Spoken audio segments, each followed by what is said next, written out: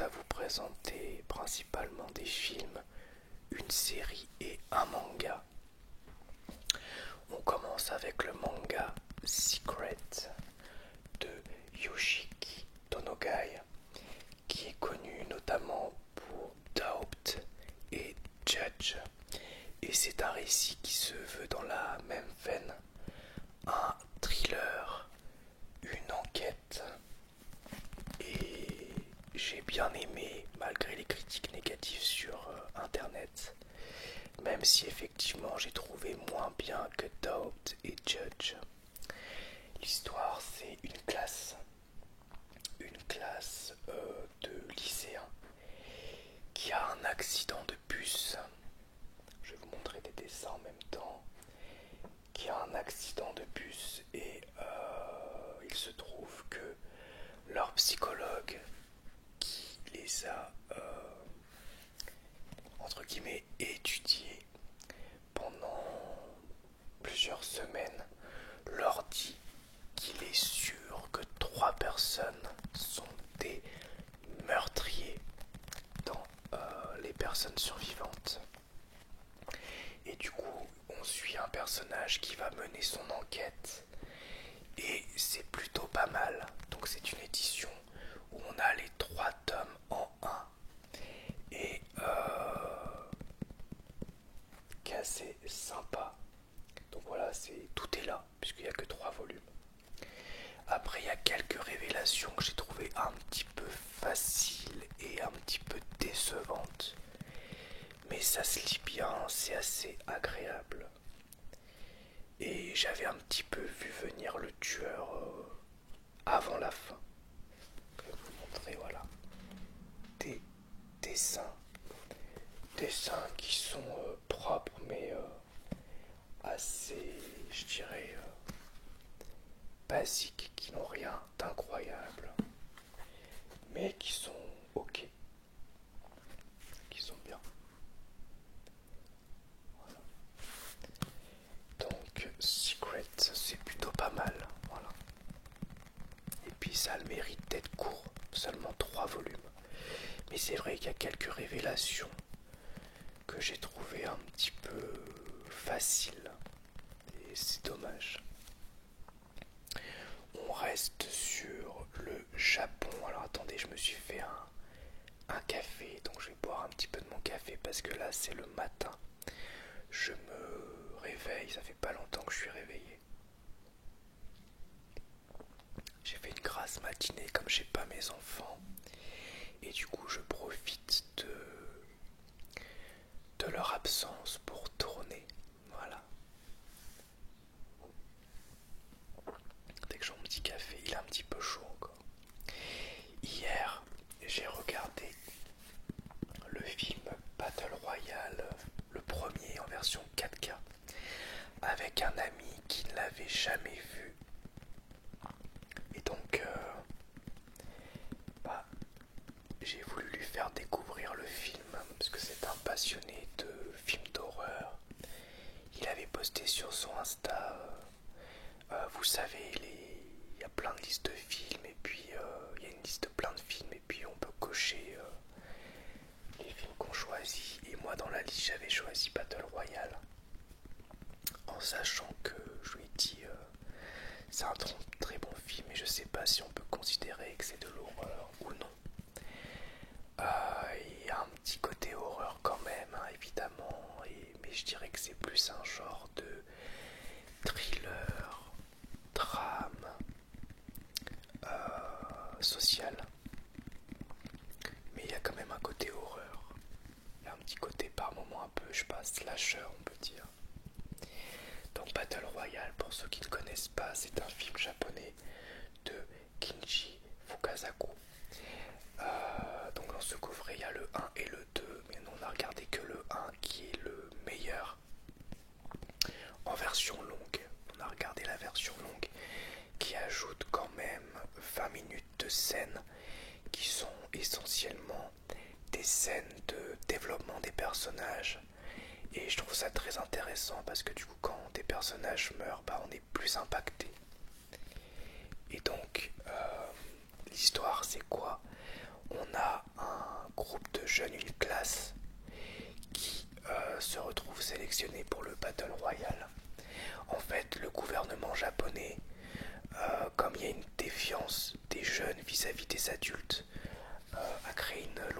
s'appelle la loi Battle Royale. Et il y a une classe tous les ans qui est sélectionnée au hasard et qui se retrouve sur une île et qui doit s'entretuer. Et il ne peut rester qu'un seul élève vivant à la fin. Et donc quand on commence le Battle Royale, il y a, si je dis pas de bêtises, 43 élèves. Peut-être plus, mais je crois que c'est 43. En tout cas, ils sont nombreux. Et à la fin, bah voilà. Ça fait beaucoup de morts.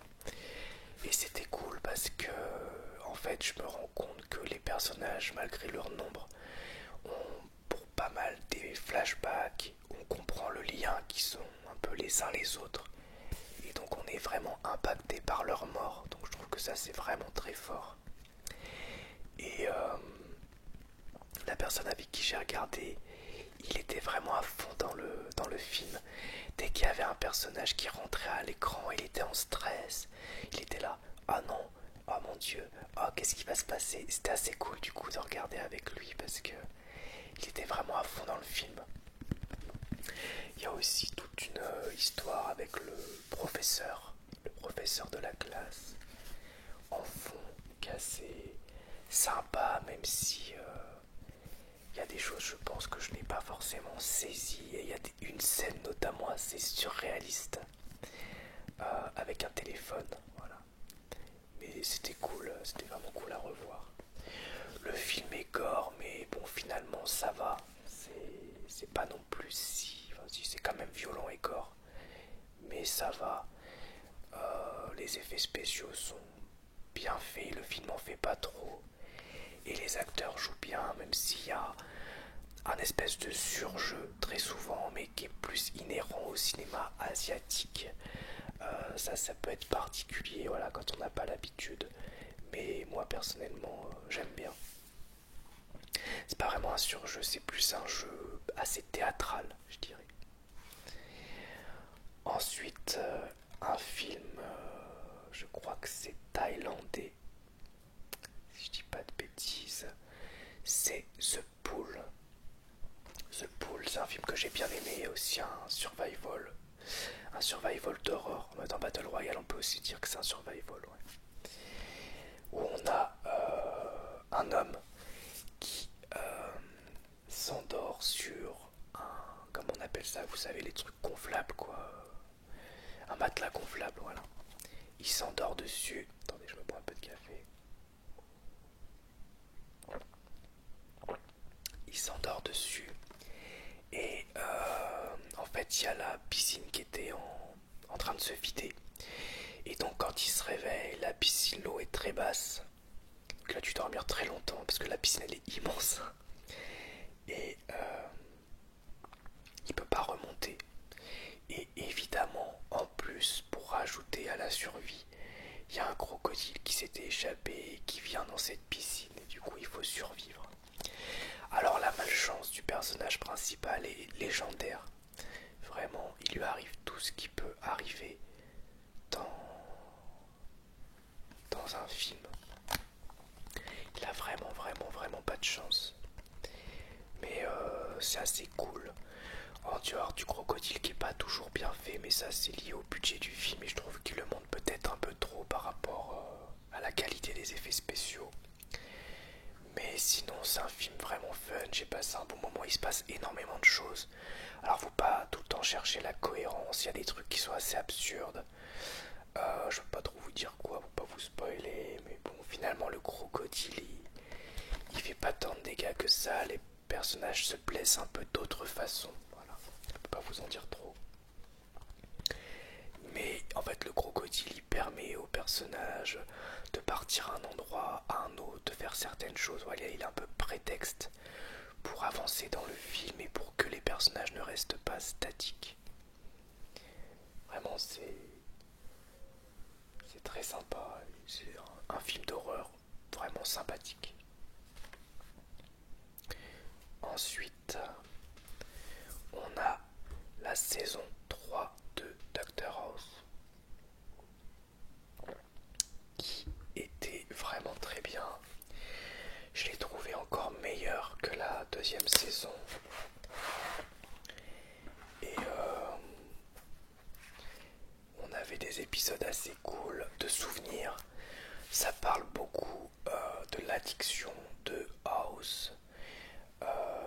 histoire de cure de désintox, à moins que ce soit dans le 2, je sais plus, mais je crois que c'est là. Et puis, on voit que les personnages changent, évoluent. Et il y a des gros changements en fin de saison. Et il y a des épisodes assez cool. Notamment au début, en fait, on voit que House il change de comportement suite à la fin de la saison 2 et son opération. Du coup, on se demande si ça va continuer comme ça ou pas. Il y a un épisode, et je crois que c'est dans celle-ci, où il y a toute une histoire avec un accident d'immeuble et, et à la fin, il y a une grosse révélation qui est assez énorme, qui est assez forte. En fait, il y a pas mal de twists qui sont vraiment réussis. Il y a aussi un épisode avec un jeune autiste. Il y a un épisode, ah oui, un épisode que j'ai beaucoup aimé où a aussi sort du coma un homme qui était dans le coma pendant très longtemps. Et du coup, cet homme, il peut rester que, je crois, une journée réveillé avant de retomber dans le coma. Et et du coup, il essaie d'avoir des infos pour sauver son fils à cet homme qui est dans le coma. Sauf que le mec donne aucune info et donc il part dans un road trip avec lui pendant une journée pour essayer de gratter des infos et découvrir des choses sur lui. Ça, c'était vraiment très cool. Il y a un épisode avec deux frères dont un qui a atteint une leucémie et l'autre qui veut l'aider. Ouais, bref, il y a plein de trucs assez cool. Ouais. Il y a un épisode aussi avec un pianiste qui a eu un accident, qui a eu un impact sur le cerveau. Et cet homme s'est mis à jouer du piano super bien après l'accident. Et il est devenu célèbre et du coup après il y a des dilemmes qui se posent, etc. Bref, plein d'épisodes vraiment, vraiment cool. J'ai beaucoup aimé cette saison. Là je suis à la saison 4, j'ai dû regarder 6 épisodes je crois. J'avance doucement en fait, de temps en temps, hop, je me mets un épisode de Doctor House et ça me relaxe et ça suit toujours un peu le même schéma et c'est assez agréable à regarder je trouve.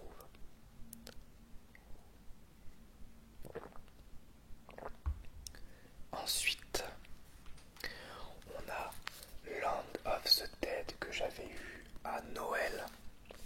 Je vous l'avais déjà présenté cette édition qui est très jolie avec un livret où on a des photos, je vous remonte quand même un petit peu, et du texte sur Romero, sur le film, la production du film, les acteurs, etc. etc. C'est un très bon film de zombies que j'ai trouvé assez original. Original pour plusieurs raisons. Déjà, les zombies ont une forme d'intelligence. Alors d'abord, on voit qu'ils répètent des choses qu'ils savaient faire quand ils étaient humains et donc ils l'utilisent. Certains savent même utiliser des armes, etc. Et surtout, on voit qu'il y a un leader des zombies qui essaye de les guider, qui essaye de les faire se défendre aussi contre les humains. Et ça rend en fait les bastons zombies humains un peu moins les humains sont les bons, les zombies sont les méchants, vous voyez ce que je veux dire. En fait, ils le disent à un moment dans le film que les zombies ils cherchent juste un moyen d'être tranquilles et de vivre leur vie finalement. Et on a l'impression qu'il y a un genre de civilisation zombie, que c'est des êtres vivants à part entière, voilà, et que c'est plus vraiment que des morts. Il y a tout le truc aussi où ils envoient des feux d'artifice dans le ciel pour qu'ils regardent en l'air et être tranquilles et pouvoir les tuer. Et on voit d'ailleurs que ça énerve beaucoup le leader des zombies. Après, dans les personnages, ils sont assez clichés, mais ça fonctionne bien. Et surtout, les acteurs ont du charisme, donc ça c'est assez cool. Vraiment, j'ai passé un très bon moment. Il y a en plus toute une histoire de cité, de tours de verre, un petit peu, voilà, les bourges d'un côté et les prolétaires en dehors. Avec un des personnages qui est ici, qui veut absolument rentrer dans cette tour et habiter dans cette tour, mais il se rend compte que ça va être compliqué.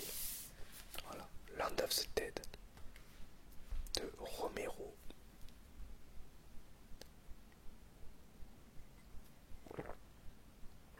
Il me reste deux films. On a Meurtre à la Saint-Valentin 3D avec une jolie jaquette qui bouge, voilà, qui est un remake de Meurtre à la Saint-Valentin.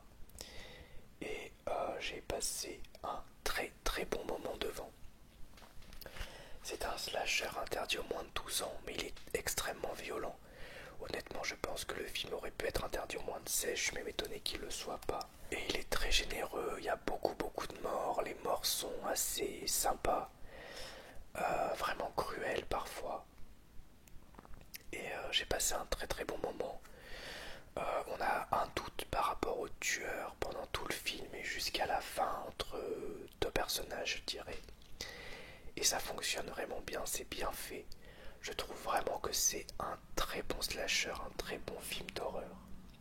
Je vais vous lire le synopsis. 10 ans après le terrible massacre perpétré par Harry Warden, survenu le jour de la Saint-Valentin, Tom Heiniger revient dans la petite ville minière d'Harmony. Encore traumatisé par cette vague de meurtres dont il se sent responsable, il retrouve son ancien amour, Sarah, désormais mariée à son ami Axel, devenu chef de la police. Son cauchemar recommence lorsque de nouvelles victimes sont découvertes. Et enfin, pour terminer, un film que j'adore, j'étais trop content de le revoir, c'est L'Associé du Diable, avec Keanu Reeves et Al Pacino. Donc c'est je sais pas, on dirait un drame, un peu thriller, fantastique, où on a Al Pacino qui est une représentation du diable. C'est pas vraiment un spoiler, hein, puisque on le sait très rapidement, on le sent très rapidement.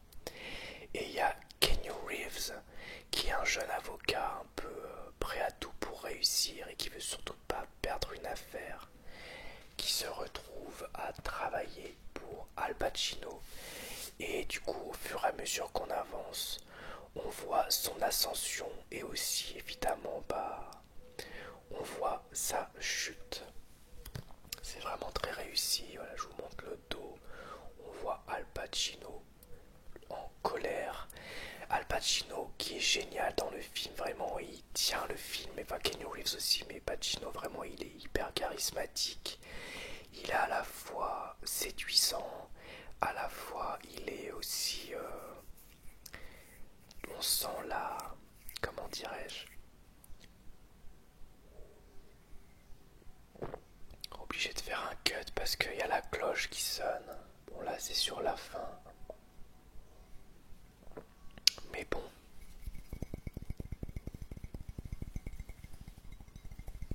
je fais un peu de tapping en attendant. Ça fait durer un petit peu la vidéo. Puis là le son de la cloche est moins fort, donc ça va.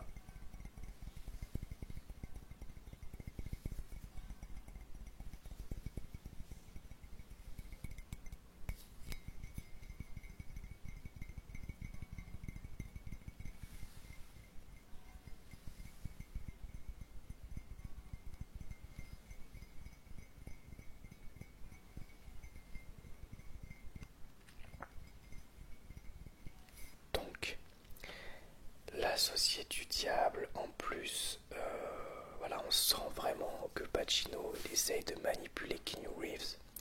Ça fonctionne très bien. Et pendant tout le film, je me suis dit, ok, le film il est trop bien.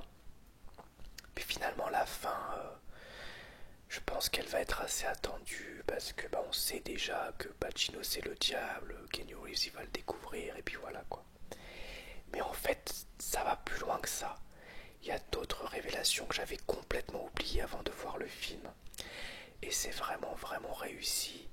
La fin, elle est géniale.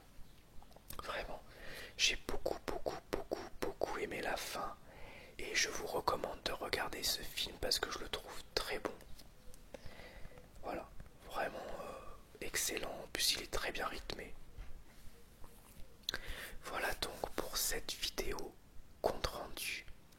J'espère que ça vous aura plu.